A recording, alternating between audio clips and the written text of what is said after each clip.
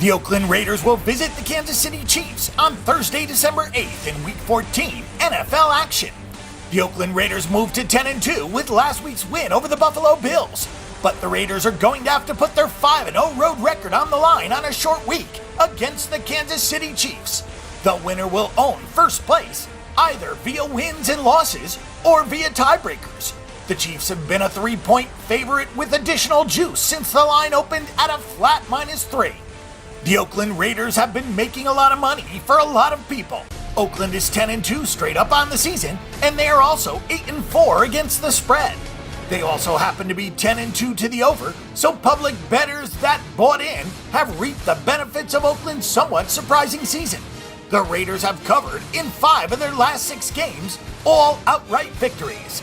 This looks like a very tough spot for the Raiders. They played Monday Night Football in Mexico City 3 weeks ago, and then held off a furious comeback attempt from the Carolina Panthers the following week.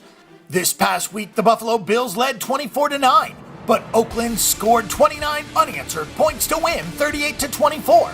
Now the Raiders are playing their first true road game since they went to Tampa Bay on October 30th. The old adage is that defense travels, but apparently Oakland's offense travels better. The Raiders are 5-0 on the road with an average of 28.3 points per game.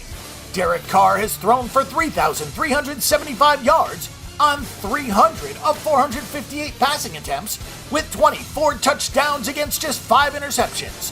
With 2 bona fide receiver weapons in Amari Cooper and Michael Crabtree, who have combined for 135 catches, 1,766 yards and 11 touchdowns, this Raiders offense is strong, behind one of the top offensive lines in football.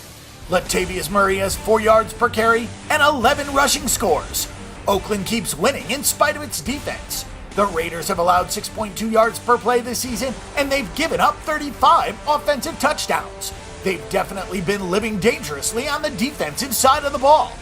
Oakland is 3rd in most yards allowed, but they are 10th in terms of most points allowed.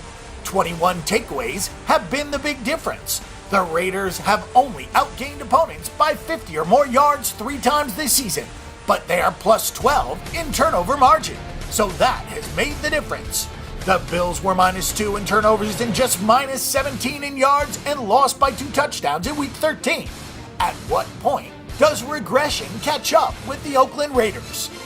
The Kansas City Chiefs are a really underappreciated team this season. Maybe it's because their 6-5 against the spread record really does not jive with their 8-3 straight up record. But the Chiefs are quietly going about their business and winning games. They've won 7 of the last 8 and gone 5-2-1 against the number in that span. The Kansas City offense is not at all prolific, but they keep winning games.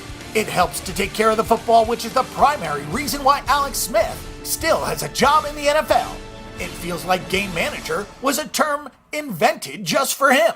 There's a negative connotation to it, but the Chiefs are 9-3, mostly with Smith at the helm, and it's because he has only thrown 4 interceptions. Smith has completed over 67% of his throws with a 14-4 touchdown interception ratio. Nick Foles has 3 additional touchdown throws. The Chiefs running backs have taken turns getting hurt this season, but Spencer Ware has been the most productive when healthy. Ware has 3 of Kansas City's 9 rushing touchdowns and 734 of the 1,185 yards. The ball control style of the Chiefs could be a big matchup advantage over the Raiders, who are living off of takeaways. The Chiefs methodically move down the field, averaging just 10.5 yards per catch. This is also a matchup that could exploit the Kansas City secondary.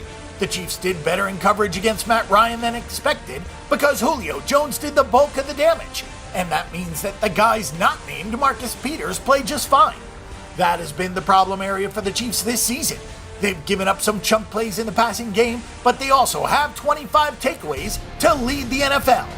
The Raiders have 2 excellent receivers in Cooper and Crabtree, but the Chiefs made some good adjustments last week against Atlanta, and back in October they held Derek Carr to a stat line of 22 of 34 for 225 yards, a touchdown, and a pickoff. It seems like the -3 numbers could be going away, but some public money on game day might be nice enough to bring them back or lower the juice.